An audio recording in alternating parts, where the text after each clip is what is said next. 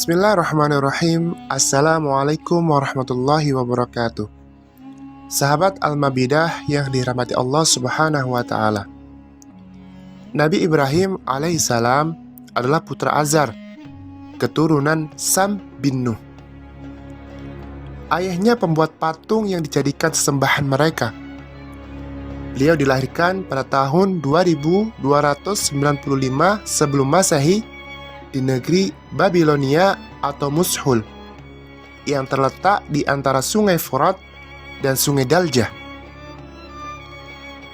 Di tengah-tengah masyarakat yang penuh dengan kemusyrikan dan kekufuran, di bawah pemerintahan raja yang zalim, yaitu Raja Namrud, tetapi Nabi Ibrahim terpelihara dari perbuatan kufur.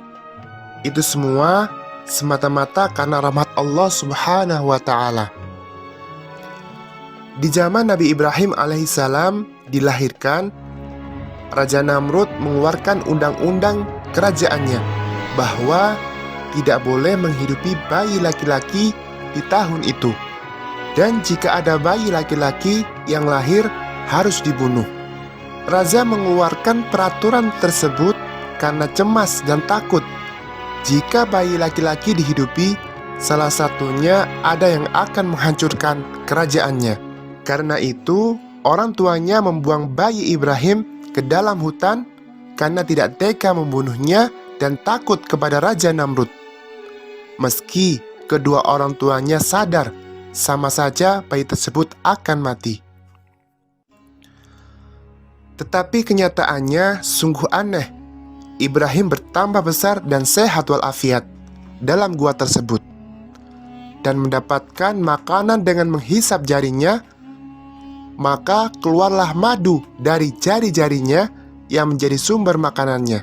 Sewaktu orang tua Ibrahim menengoknya ke dalam gua, mereka kaget karena menyangka anaknya sudah mati, ternyata masih hidup dan sehat walafiat. Sejak itulah anaknya sering ditengok karena belum berani mengajaknya pulang, takut akan ancaman Raja Namrud. Ketika Nabi Ibrahim mulai beranjak dewasa, bapaknya terkejut dengan ucapan Ibrahim alaihissalam. Hal ini terdapat dalam Al-Quran surat Al-An'am ayat 74, yang artinya,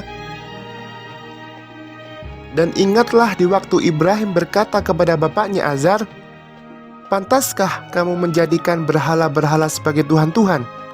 Sesungguhnya aku melihat kamu dan kaummu dalam kesesatan yang nyata.'" Kemudian Nabi Ibrahim alaihissalam berkata, "Hai kaumku, sembahlah Allah Tuhanmu." Ketika Raja Namrud mendengar perkataan Nabi Ibrahim, dia marah dan berkata pada Nabi Ibrahim bahwa akulah yang menciptakanmu dan memberi rezeki kepadamu. Ibrahim menjawab, "Engkau berbohong. Tuhankulah yang menciptakan aku, lalu memberi petunjuk, makan dan minum kepadaku.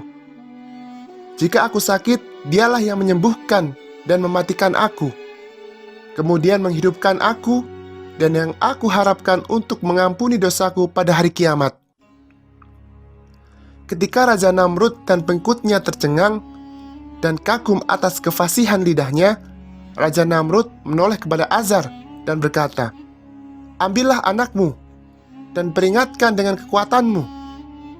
Maka berkatalah Ibrahim kepadanya.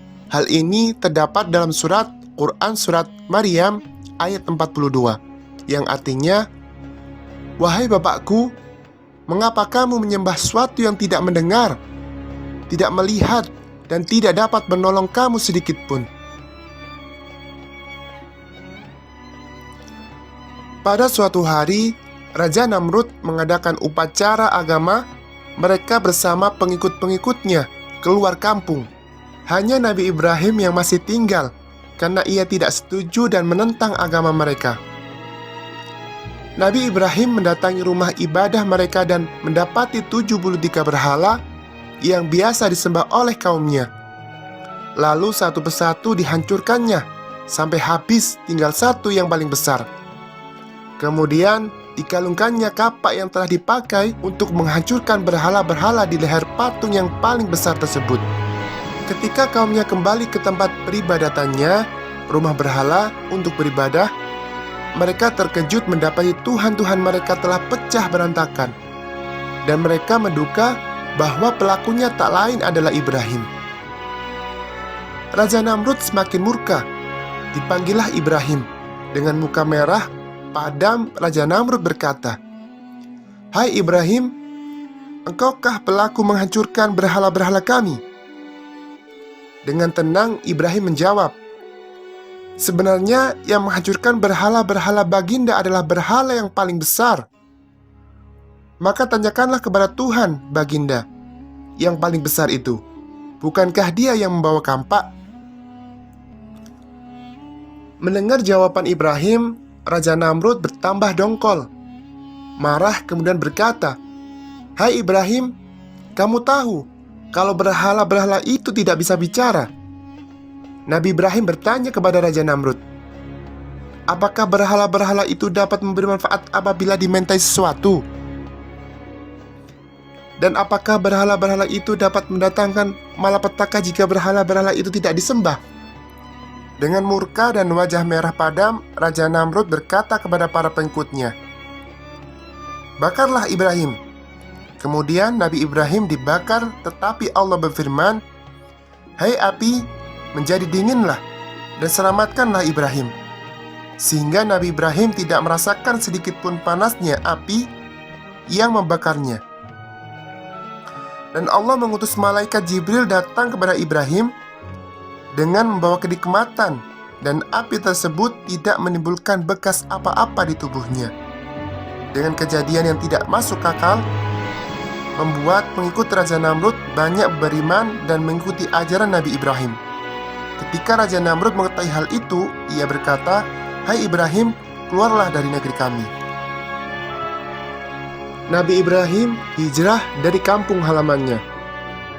Setelah Nabi Ibrahim mengetahui kalau ayahnya tidak mau mengikuti ajarannya dan menjadi musuh Allah, maka Nabi Ibrahim alaihissalam bersama istrinya Sarah meninggalkan negaranya, pindah ke kota Palestina beserta anak laki-laki saudaranya Lut.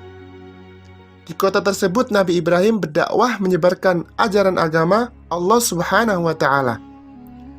Memberkahi negeri itu banyak airnya, pohon-pohon tumbuh dan subur setelah beberapa tahun lamanya. Dan Nabi Ibrahim tinggal dan berdakwah di negeri Mesir.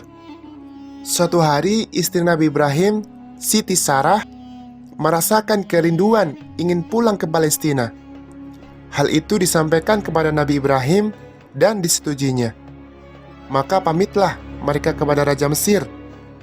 Dan ketika mau berangkat, putri raja yang bernama Siti Hajar dihadiahkan kepada Nabi Ibrahim alaihissalam dengan izin istri yang pertamanya. Jadilah istri Nabi Ibrahim alaihissalam ada dua. Yang pertama bernama Siti Sarah, yang kedua bernama Siti Hajar. Dari Siti Hajar inilah Nabi Ibrahim memperoleh keturunan seorang anak laki-laki yang diberi nama Ismail. Setelah usia Siti Sarah lanjut, barulah ia mempunyai anak, juga laki-laki yang diberi nama Ishak. Dan Ishak memiliki anak bernama Yakub, ayah Nabi Yusuf alaihissalam. Menurut riwayat, Nabi Ishak menurunkan Nabi Musa alaihissalam dan Nabi Ismail menurunkan Nabi Muhammad SAW. Dan menurut silsilah, nama Ismail adalah kakek Nabi Muhammad yang ke-20. Wallahu a'lamu bishawab. Terima kasih. Akhirul kalam. Wassalamualaikum warahmatullahi wabarakatuh.